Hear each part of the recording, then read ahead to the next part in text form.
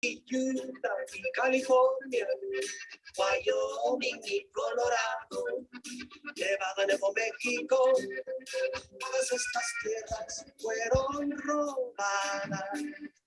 Y pensé que nos encontramos rogando. Okay, please stop the recording. Please stop the music. Thank you. And we're ready to go ahead with presenting items from theater, Teatro de la Tierra. Thank you. The song you just heard was a song by Patricia Wells Solorzano and Agustin Lira. Patricia is our next speaker.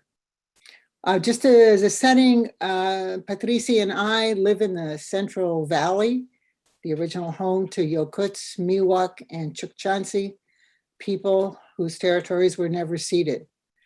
And Patricia will also be talking about more indigenous peoples who populate this valley. Patricia Wells Solorzano is a singer, guitarist, actor, director, and Fresno branch, WILPF branch member. Having been inspired by Chicano and other liberation movements, she has been a musician since she was very young. From these liberation movements, she was inspired to employ music in working for social change. She studied at CSU Northridge and then went on to study more real history at UNAM in Mexico. She has worked with Agustin Lira since 1979, performing, touring, recording, and managing tours. You will hear her voice and guitar on all of Lira's recordings from the early 80s to the present. Their performances have included the Smithsonian American Folklife Festival in DC, Mexico's premier Cervantino International Arts Festival in Guanajuato, a US-Cuba friendship concert in Havana, Cuba, and much more. She has been an artist instructor in the California Arts Council Artists and Communities Grant Program, and she continues to teach music and theater through the California Arts Council Local Impact Program and Alliance for California Traditional Arts, as well as the California Endowment.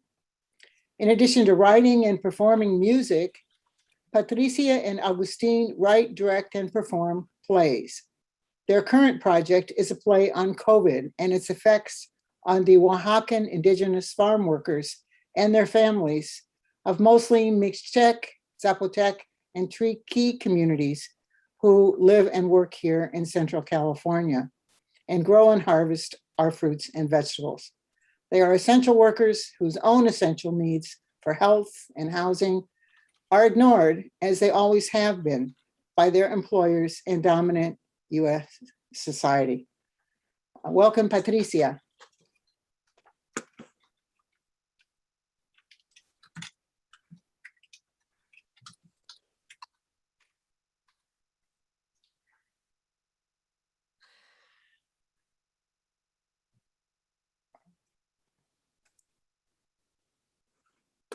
Is Patricia on? Okay, I kept saying I can't. Can you hear me now? But we can't see you. You can't see me? Can't see you. Oh my goodness. Okay, can you see me now? Oh shoot. Okay, can you see me now? No, the problem is that Janet is spotlighted, which, there we go. Okay, there we go. Take me out of the picture. Hello, my name is Patricia Wells Solorzano, and and thank you very much, Janet and Laura, that are helping me out today. And before I start, because I want to do this at the very beginning, instead of thanking people at the end, I'm going to just thank them. I just want to thank the ladies in the branch of the Fresno WILPF branch, because they've been so helpful to me. The president, Teresa Castillo, Lenny Villagomez, Reeves, Beverly Fitzpatrick, and Janet again, and Yvonne Walden. And part of the reason that I'm doing this today is the invitation from Janet. But the other thing is, to me, there are three things to consider in this presentation. Please, if you could keep it in mind once we begin, is that I want people, of course, to support DACA. which is for the children that were left, that got here when they were children. The second one is to not forget about all the thousands of children that are still in detention, the migrant children here in this country. And then the last thing is to keep in mind also that the essential workers, like Janet just spoke, many of you don't know this, but the essential workers here in the Valley were forced to work, and they were not given, people didn't come rush out here to help them out, in other words. So we're going to begin with a little perspective content. If you could start the first video of Bracero, please.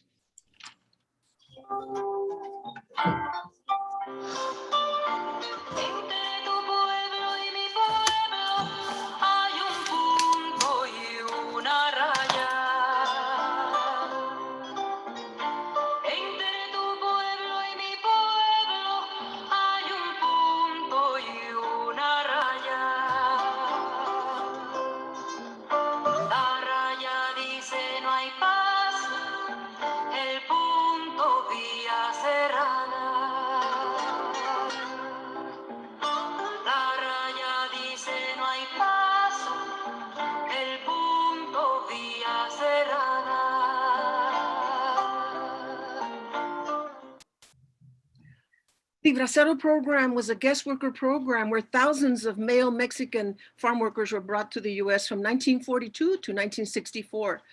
The program was intended to fill the labor shortage in agriculture caused by the war. Can you hear me okay?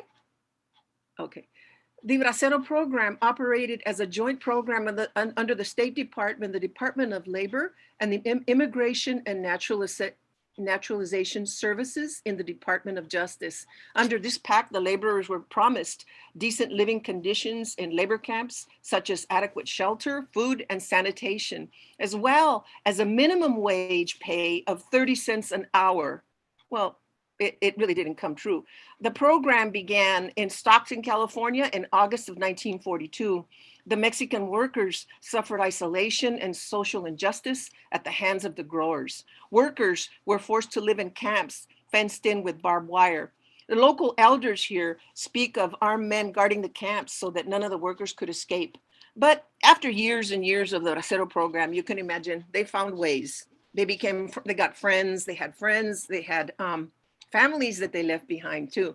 So although not all the camps were managed this way, it was clear to the Braceros that they were temporary visitors without a possibility of establishing permanent residency in the US. And approximately up to 30% of their wages were withheld, because the whole idea was, well, if we keep their money, then they're gonna go back to Mexico. They're not gonna stay here. But the fact is, they never got that money. And many of them started an organization years ago because they said, we want our money back, because this was going to help their families so that their kids could go to school. But the Mexican government said, no, it was the US. They were pointing the finger at each other. And all these men started to die little by little. And that last picture, that was the last group of men that were still fighting to see if they could get that money. Anyhow, most of them are dead. And I wanted to mention Phil Oakes because I'm a musician, and I used his song just to introduce the idea of the Braceros to the public. And so Phil Oakes wrote that song called Bracero. But that's about the most that most of the general public would hear, because the US and Mexico didn't want people to find out about this.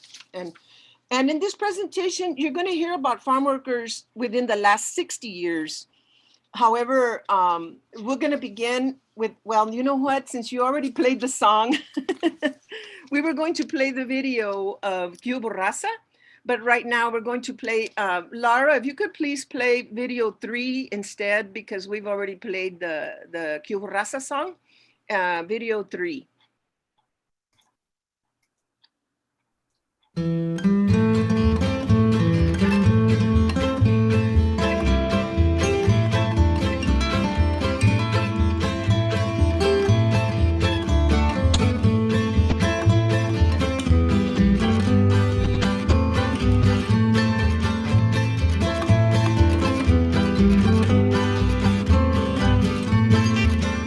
It's a mighty hard road that my poor hands have pulled. My My poor feet have traveled a hot, dusty road. Out of your dust bowl and westward we rolled. Your desert was hot and your mountains was cold.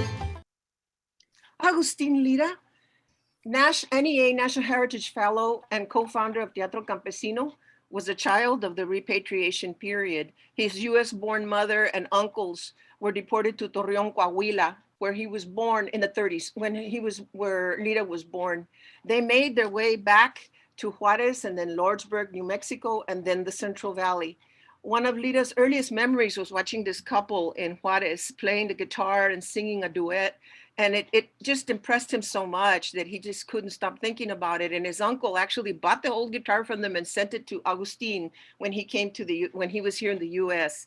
And as a young boy, he started playing the guitar. And I'm mentioning Agustin because he is my teacher, but he is also an important person in our culture and in our movement, because later on, he joined the United Farm Workers Strike in 1965 in Delano, California, where he came upon musicians who introduced him to the music of social justice. And he was already playing music. He had been playing music in high school, but when he graduated, his mom died. But in 1965, he joined the union. And this is where he met Luis Valdez. And together they formed a Teatro Campesino. Lira's music can be found, and my music can be found in the Smithsonian Folkways catalog. And excerpts of productions in theater are, you can find them. Laura is putting them on the side at the end of this. And we've recorded music for CDs, documentaries. We've toured through those places where Janet said. And the reason I mention it is that Teatro Campesino and the United Farm Workers Movement were really two big things that kind of exploded into the minds of youth like myself. I was still in high school, but to me, when I saw that these things were happening, which I'll mention right now, it was like a big old revelation. It just blew my mind. I wanted to know more about it. The farm workers in the 1960s. By then, the Bracero program was already winding down, and it was very hated. It was hated by these communities. It was hated by Mexico, and I'm sure because of the wages that they took. And the farm workers' lives here were terrible. The growers were fully exploiting their dominance over the workers. They didn't provide water in the fields. There were no restrooms, no breaks, long hours, back-breaking labor, and really low pay. And amongst the movies that I have listed right there is a movie called Harvest of Shame. And it's really one of the films that everybody should see. It's a film about by Edward Murrow, a journalist back in the 60s. And he made this film in 1954. And it was about the Black farm workers in the South. And when you see it, you see the devastation, the kinds of lives that they were leading. And all you have to do is think of that and think of the Mexican community, because that's what it was the same thing. The Mexican people, the farm workers were living the same kind of life. So, and I mentioned this because the racism was so deep. It was so deep that this all came from legislation. The white South and Southern legislators made sure to keep national labor laws on their side so that Black farm workers would never have a union to better their lives or Social Security. This is 1935. And a law professor, Juan Perea of Loyola University, Chicago, traced the origins of these laws for the Ohio State Law Journal in 2011. And he says it in one paragraph. The original Southern desire to preserve an exploited, economically deprived, non-white agricultural labor force pinned to the bottom of the social and economic hierarchy continues to manifest itself full force, he told the NewsHour. The only difference today is now it's brown and Black people.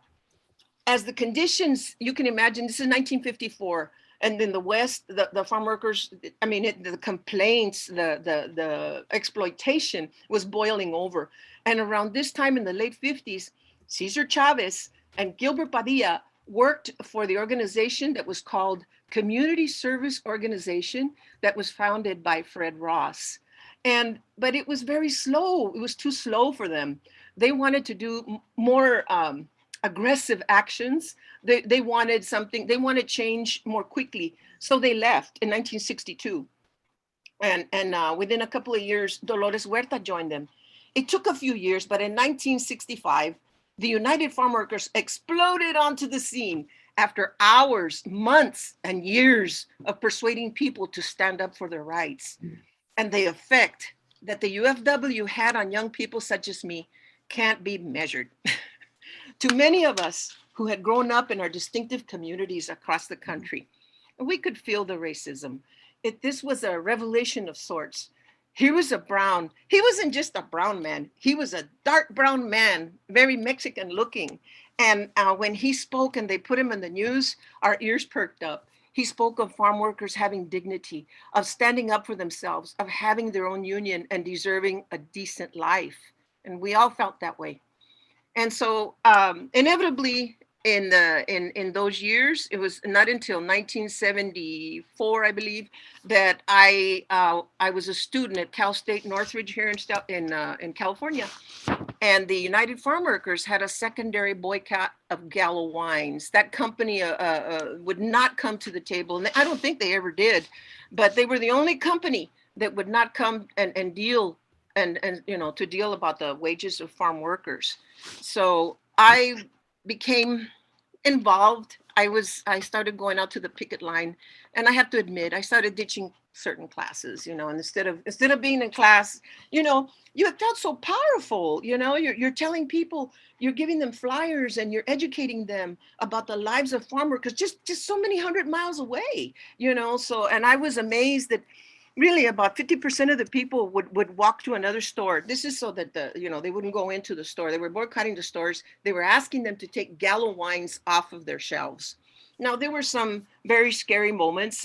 One time a man pulled out a sawed-off shotgun, which was, it just, really terrified me because he was Mexican like me. He was a Chicano, and he told me in Spanish, I was standing in his liquor store, and he told me, he goes, "You're not going, you little I forget what he called me, but he said, 'Who do you think you are telling me what to do?' He says, 'You're not going to tell me what to do.' And so he aimed the gun at me, and he backed me off, He says, so I guess he thought I was going to break his bottles or something. But there were other incidences too, that I was threatened and all that. And so, but more than that, it made me angry. Instead of, shying away, I said, let's go back there again, So we just kept on fighting. So I was a student at California State University, and then later I became a student at UNAM, like Janet said. And it was really in Mexico too that I heard, I went to hear at Peñas, which was an idea from Chile. I heard musicians that were in exile, and they were singing about their countries. They were singing songs about what had happened to them. Many of them couldn't return. And of course, I met some other people out in those places. And then I really loved theater. So I started to go to all the theater performances I could watch. But the ones that I most loved were the performances were the ones that were about social justice. And so I came back to the United States to study music with Agustin in 1979. And if you could please play, I became a pretty good student, and then we started to tour. But could you please play video 4, Laura? I find that it's sometimes easier just to show images instead of, speaking a lot. And I wore a lot of hats. I was the booking manager, the tour coordinator, I was the driver, I was the performer. I had a lot of love for music, and I spent about 7 years doing really intense work on requinto and lead playing. And then I decided I was gonna go all in. So we started touring, and we put together a show that was called Chicano, 500 Years of Struggle. We toured universities, colleges, cultural centers, and so on. And I found when we toured the East Coast that the racism was so deep, was so, it was just really out there, that I decided at some point that I didn't want to go to the East Coast that much anymore. I didn't like being treated the way we were treated. Even our bass player, who's half Caucasian and half Indian from India, a very handsome guy. Even he, because he was wearing red tennis shoes and he had a little ring around his nose. Everywhere we went, we were just like oddities. So we didn't go back there that much. And you can imagine at some of the universities here, we show up at colleges on the East Coast and we're talking about Chicano 500 years of struggle. And some of the students really felt offended. I guess they didn't know that, that all these states, California, Texas, all the Southwest practically what used to be Mexico. And we actually had at one point some students get up, some white students get up, and they were all flipping us off and telling us, you're full of shit, F you, and everything. And that was part of the experience, some of the experiences that I had over there. So I decided I don't want to come back here anymore. So we have been here in Fresno. We've been a resource for low-income community members to learn how to play guitar, ukulele, and sing in English and Spanish, and sometimes indigenous languages from, from the Mixtecos and the Zapotecos. And all of our musical performances include songs of social justice in English and Spanish. And we use the Mexican traditional, Latin American folklore, Nuevo Canto, and Agustin Lira songs. Love songs have also been a part of our presentations and concerts. This brings me to the last year's approaching 1999. Agustin and I, we were teaching programs of music. We were working with our community members, and the Mexican farm workers and low-income workers were coming in and telling us that their cars were getting on the way home, that it was either the Sheriff's Department, the California Highway Patrol, or the Fresno Police Department were impounding their cars or giving them these tickets that were just sky high. It was like a wave. And so people started talking to Agustin and saying, hey man, you got to start a teatro. We need to start a teatro because theater is so effective, in telling a story. In 3 minutes, you can tell such a big story in one song even. So we started doing teatro. And so through the years, as you might, well, you might not guess, but through the years, it turned out that almost all our presentations and productions were made up of mostly women, and they were about stories of women. It just turned out that way, And so if Laura, if you could put on, I just want you to see some of the flyers. You'll see some of the actors that we have. And, what is so important too, is to always have members of the community working with you that you're training, always have somebody younger, same age or older age, but always to be training people to do what you do and to learn how to act, to learn how to do all the things that you can do. So, because that's the only way we can do it, is passing it on, is pass on what we know and pass on even our own spirit, our fighting spirit.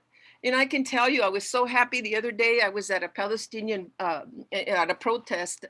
And of all the years, one of my students had worked with me for 4 or 5 years, and he taps me on the shoulder. I never would have expected him to be there, but he said, Patricia, I'm here. And I hugged him and I said, mijo, oh man, you got it, So to me, art and culture help you learn about history. It helps you learn about who you are, but it also gives you the courage to help others. No matter what situation you're in, I always told my students, no matter what situation you're in, if there is a way that you can help someone and you see there's someone there, help them. So that's a philosophy I think that we've tried to keep. And most recently, as I was telling you at the beginning, Agustin and I started to see that some of the people were saying, even the Mexican people started to, they started parroting what they heard in the media. That all the people from Latin America were coming, that nos van a quitar el trabajo, or they're going to take our jobs away. A couple of people said that to me, and I came home and I told Agustin, you know what? I said, we need to do something. Everybody thinks that the people that are coming over here, they're coming to take over everything. Even the Mexican people are saying that. And so he embarked on a research, and we did a play that showed that. How did these people end up on the border? What is their story? So we went in very in depth, and we studied the U.S. foreign policy, U.S. foreign corporate interests, and their use of the military that forever changed Central America. And so we did it in a play. And this is video 6. I just want to show a little piece of it. But the big part of it, por favor, Laura, video 6. I'm sorry, I forget I'm bilingual and I forget what language I'm speaking sometimes. Okay. So video 6 is this is a small sample of the play that we did because it's about what happened after Vietnam. Just feel like a real shame. Nothing completely defeated. Come here. Mexico. It's ripe for the taking. And if you want more, South America. Central America. What was the president doing that made the U.S. mad enough to attack? Let's take a look.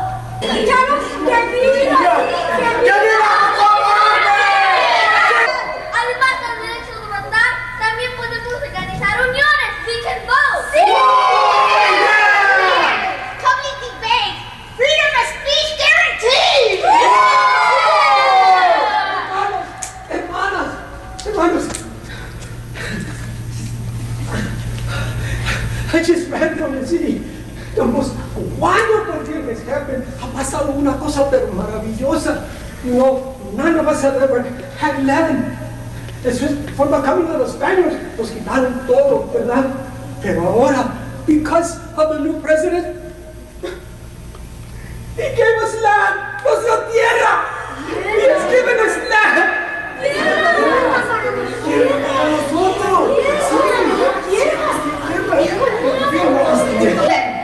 That stupid President Armin stole us from our beloved, our closest, our dearest friends, the United Fruit Company. And nobody messes up with the United Fruit Company because they are 100% American. Attention! This is station P-O-O, boo-boo. Bring you a message for the commander of the American Navy. We already bombed Guatemala City. Thousands have been killed by our military. Thousands more will die. Abandon the idea of fighting. You cannot win against the all-powerful, mighty, imperial, democracy-loving United States of America. Remember, no one messes with the United Fruit Company. Trabajando no le pagan, trabajando y va tosiendo, al negrito, chiquitito, trabajando sí, trabajando. El Salvador, 1524, smallpox, measles, typhus, yellow fever, malaria raced south from Mexico in 1519, spreading throughout Central America, where the natives had no natural immunities to these European diseases. As a result, 50% of the population died before the arrival of the Spaniards in 1524. Why don't you just kill them all de una vez?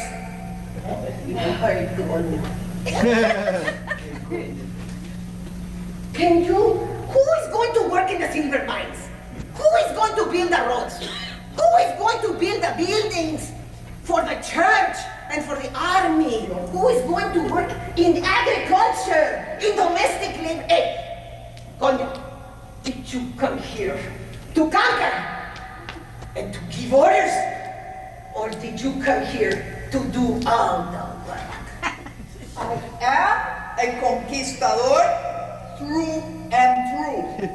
My Spanish blood compels me to give orders. Do this, do that, and do it now. Eso, coño! Eso me gusta, coño! What do you want? This is Madame Antonietta Yanota de la Cobrada. Oui, pourquoi? Pourquoi your papa has left you a message. Our papa? Your papa. Our papa! Sister, can you imagine? Your children and their children and the children of their children will never have to work ever again. The campesinos lived in small shacks and mud huts on the grounds of new owners with no light or water. The sick were taken care of by one doctor who treated 40,000 people. The little money the workers received could only be spent on the stores and on the plantations. The lives of campesinos were miserable, suffering malnutrition, illiteracy, and early death. We are recruiting more people for our movement. I am so happy to say that Fon Salvadoreño group joined our group earlier today. We are now known as Frente Farabundo Martí National Liberation! I never hurt anybody in my life. I never even fired a gun. I'm a very religious person. I don't think I could kill anyone. And even if I did, I don't know if I could live with myself. I want to help, but the price, it's just too high.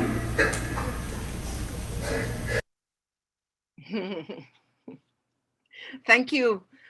I didn't mean for the whole thing, but anyhow, that gives you a little sample. I'm very proud of it, and just watching my students make me want to cry too, but anyhow, it says then we go after that, which received a very good response from the community. It was shared. Can you still hear me? Yes. Okay.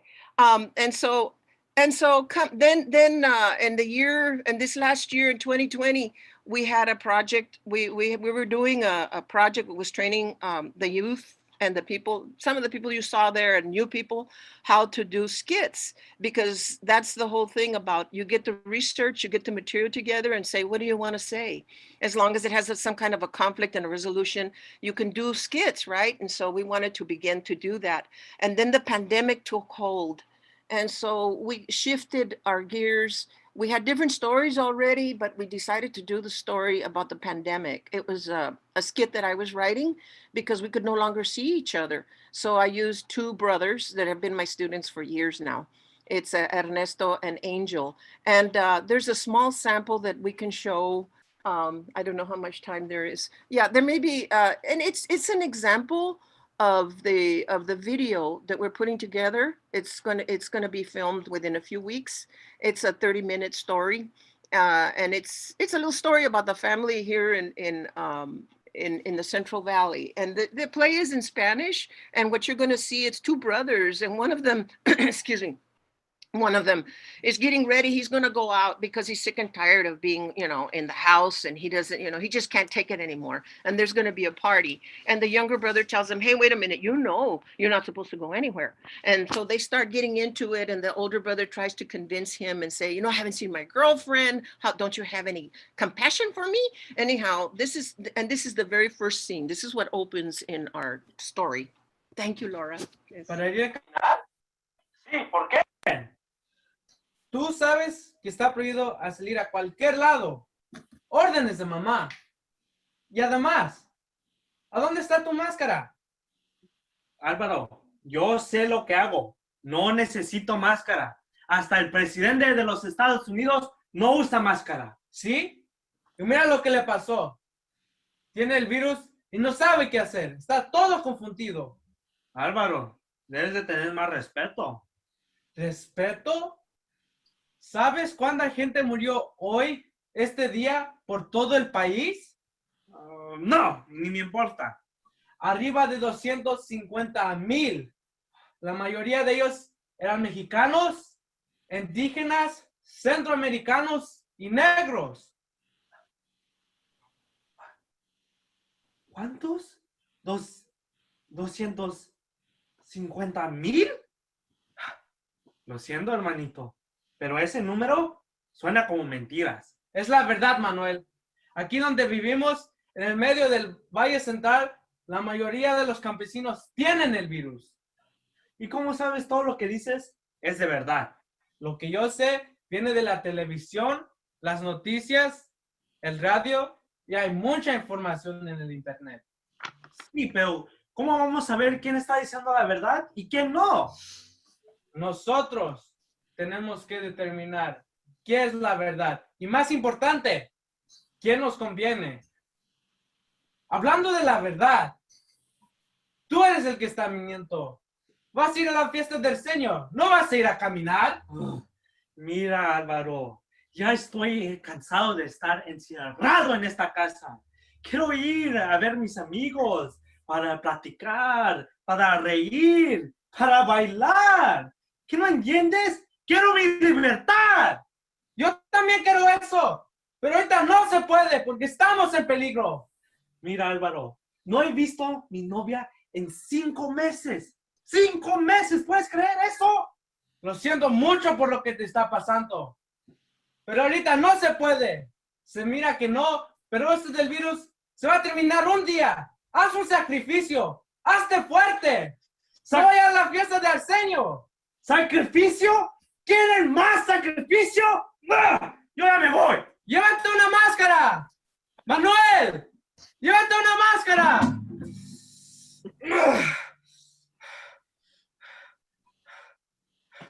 Lo que más me preocupa es que puede regresar mi hermano y infectarnos toda la familia.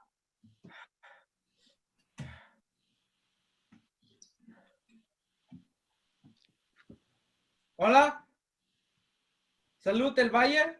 Necesito su ayuda, por favor. Tengo unas preguntas. ¿Qué hacemos si alguien en familia tuvo con alguien que posiblemente tenga contacto con el virus? Okay.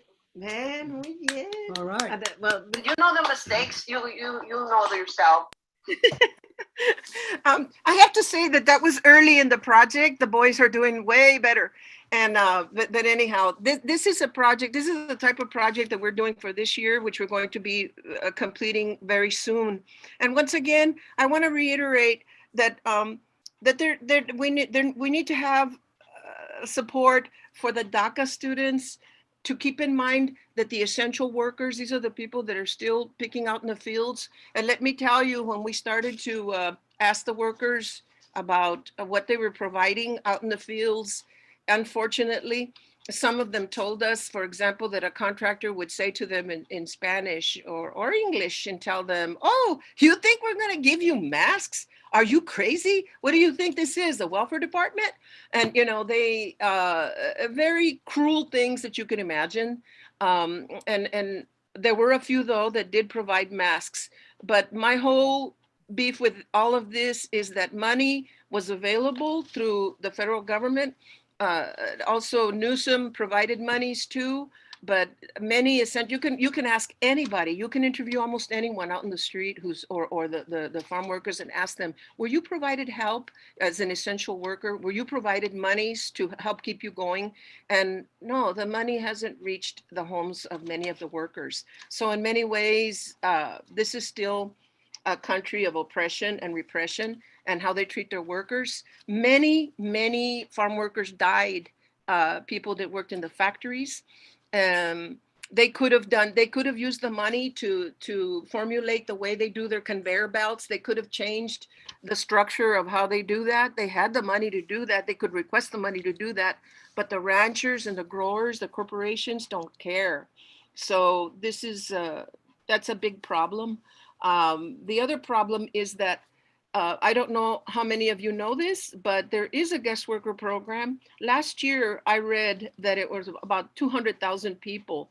And this is turning out to be a very great financial thing for the growers because they have to pay very little. They're withholding their money again, but I don't know how much of it is.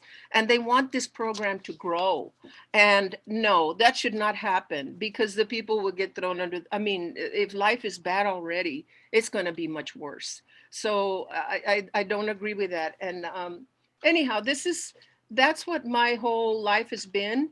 As the song said, no basta rezar, you know, because I was brought up very Catholic and being very polite and you know, and my grandmother who was indigenous, you know, many of the indigenous people bring with them their customs, even if they don't grow up in that culture or in the tribe, they're very, you know, and my grandmother was like that, you know, she always told me, to be servicial, you know, which means to be of service. And which is a good, you know, there's two sides of that coin, you know, and there are days that, hell no, I don't want to be of service anymore. You know, I just want to be a woman, you know. And the other side of it is servicial is to be there for others. That's really what it means. But to grandma, you know, she would tell me, little girls play, you know, they get educated, they play music. She loved music. She played the piano a little bit. And she said they play music, they get educated, they study the sciences, and they dance and they read. And they learn how to cook and clean and do all this.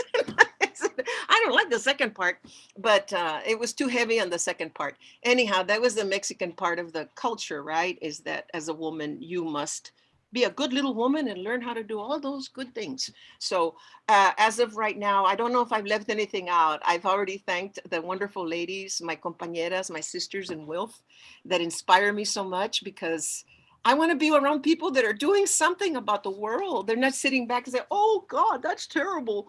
You know, these women do something, and I believe that I'm in good company. That's basically what I can say about my life and my work. And if you have any questions, you can ask me.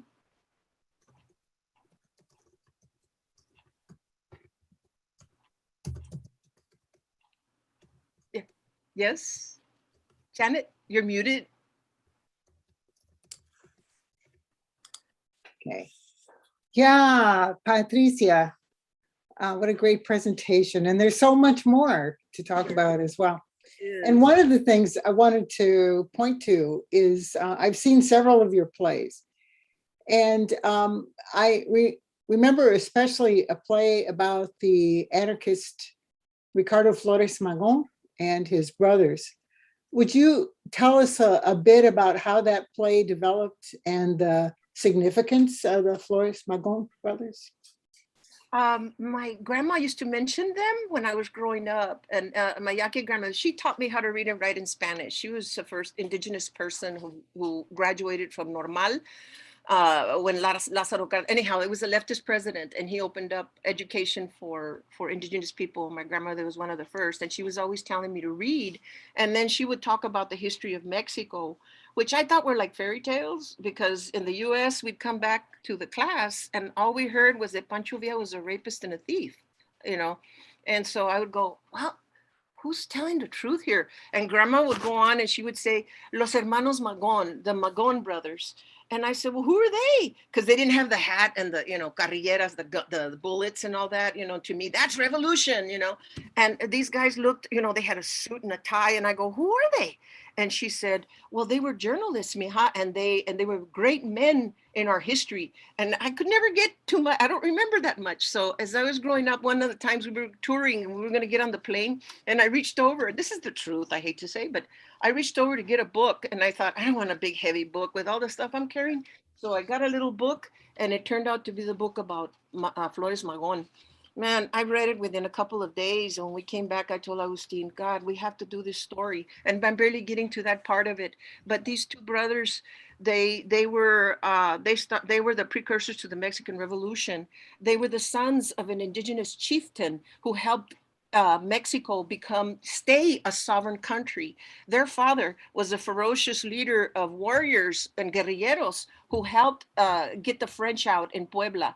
So, and he worked with Porfirio Diaz, who later became a dictator. But in those early years, he was a hero to the people because Mexico was intact.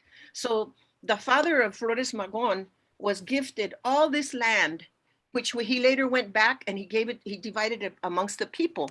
But he had these sons. He got a new wife that he met in the revolution. That's what happens, you know.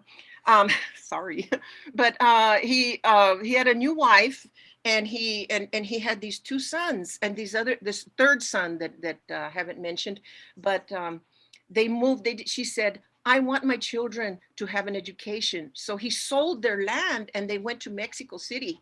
And when they were boys, he used to take them to, you know, at that time, people were beginning to really buckle under the dictatorship of Porfirio Diaz. He was doing horrible things to the people in Mexico, which is too long to go into. But Magón's father kept telling them, someday, he goes, Mexico, we're going to free Mexico. So these boys grew up thinking like that. And the only reason that in their whole life story that they were not killed was because they had worked under Porfirio Diaz. Their father was a hero. And that's my theory, is that's why they were not outright murdered. But these two brothers went all over Mexico. They ended up in prison, Lecumberri prison, the worst prison in the world.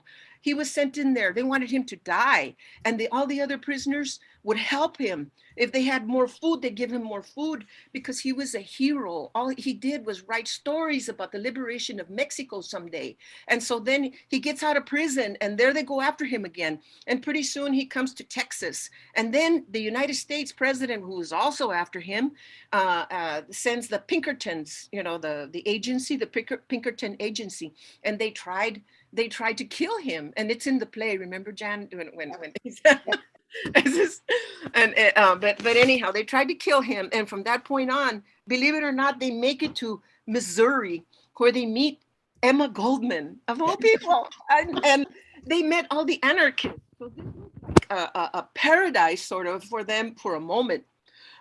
They met all these people that were leftists in Missouri, and then so they were beginning to form alliances, and so then the United States finds out.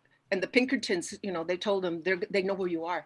They go all the way to Canada, and up there in Canada, they're living, you know, lives. There was a group of them, and they're living just, you know, as workers, and they're printing their stories and sending them to a network that's being built by women across the Southwest of the United States. Women journalists in Texas, in Arizona, in parts of New Mexico, that were reprinting Magon's speeches and his stories, this fiery speeches about Mexico and our nationalism and us as Mexicans way back then. And so then the Pinkertons found out, now the Canadian government is also chasing them. So they come back down and they live for a while in San Francisco. And once again, they start writing their stories. He starts writing his stories, and then they end up in Los Angeles. And for those of you that have been to Los Angeles, if you get a chance, I always try to go if I can. It's just to look at it. It's the Placita. It's the oldest part of Los Angeles, and it's a gazebo type thing. But right there, right there, they used to give speeches. They would give speeches about liberation. And so there were at one point, you can even see pictures where they're Chinese, there are workers from different parts of the world that made it, immigrants. And so they would ask, you know, so they would say, fellow workers of the world, because now they had been exposed to the anarchists, and they felt the unifying, you know, we had to unify the world. They had to unify the world as workers to fight together. Anyhow, Jan, there's much more history of that, but to bring it all to an end, the chasing of this poor man because of his ideas was really, he was imprisoned out of greed. They accused him of sedition, you know, of organizing forces in the United States to take over Mexico. And amongst those heroes was an American hero, John Kenneth Turner. For any of those of you who want to read, I forgot to put that in the list. I didn't think of it, but it's called Mexico Bárbaro. John Kenneth Turner went down there. He met Magon in the LA prison, and he wanted to know for himself if it was true what was going on in Mexico about the slaves in Yucatan, and Valle Nacional about what the dictatorship. So John Kenneth Turner started printing articles for Sunset Magazine. And maybe about 3 of them got printed, and people were like, wow, I can't believe this is happening. This is the first time the United States people are hearing of what is happening in Mexico. Here in the United States, they're enjoying, you know, lit streets, there's copper wiring, there's all these modern things. And in Mexico, they were killing them. They were killing them in their slavery, for example, for not cutting enough henequen, for not cutting 2,000 henequen plants or something, you know. So this was a window to the rest of the world. And that's what was the beginning that started to crack all of that, what was happening in Mexico. So John Kenneth Turner, Mexico Bárbaro. And by the way, when I was at UNAM, that book was, you know, that's one of the first books that you have to read, because it gives you a play-by-play. I mean, somebody should make a movie out of it. I would if I had the money. But anyhow, Jan, that's what it is. The story of Magon, it's a story that's waiting to be written, but also the story of the women in the revolution. I just can't, I mean, what I found out was, you know, without women, men are nothing. So yes, women hold up more than half the world, I think. It's just a story of courage, of determination, the same kind that we have to have.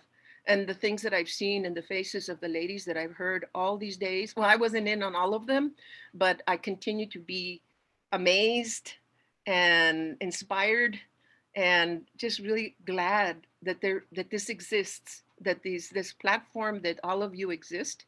Thank you. I hope it grows. I hope I see more Latinas. So anyhow, and we all need to share our stories and come together, because it's the only way we're going to save, and save the earth, save each other and save the earth. That's my message to you. We do have one more question, which is, are you going to be touring it again? And if so, will you visit Tucson? Actually, I was going to go to Tucson for the Yaqui gathering next year. Because I've been meeting more brothers and sisters Yaqui that I didn't know. Yeah, we might. I don't know that touring is very tough for those of you that have, even if you're traveling to do your work, it's very hard. Yeah, we would do that. We would do if we're invited. But of course, also our work here is very important, and we're hoping that we can continue this work through the people that we've worked with here. So this idea should not die. I think it should spread. Everybody should be doing skits, as women all across the country, to look for the artists, you're going to find leftist artists in your community somewhere, I bet. So, and skilled people who can tell a story, because stories are what keeps are the fabric of our existence, kind of, I could read a book, but when somebody's telling me a story, I never forget that story. So, yeah. Wow. We didn't get a lot of questions, but a lot of comments, a lot of really good comments. And I want to thank you. This is Music and Theater for Liberation. And at the beginning, one of the song that was played at the beginning is a song by Patricia and Agustin, but we didn't have the video of it. And it's a Smithsonian Folkways recording. I put links to those. There are two of them. I put links to those in the chat so you can watch them. But also, because there are concerns about copyright infringement, don't know how real they are, but at any rate, we're going to, when we end this discussion, which is probably going to be very soon, we'll turn off the recording, and then there will be played the music video of Patricia and Agustin singing a song called Alma. So it won't be recorded, but it's what's coming next. Thank you, Janet.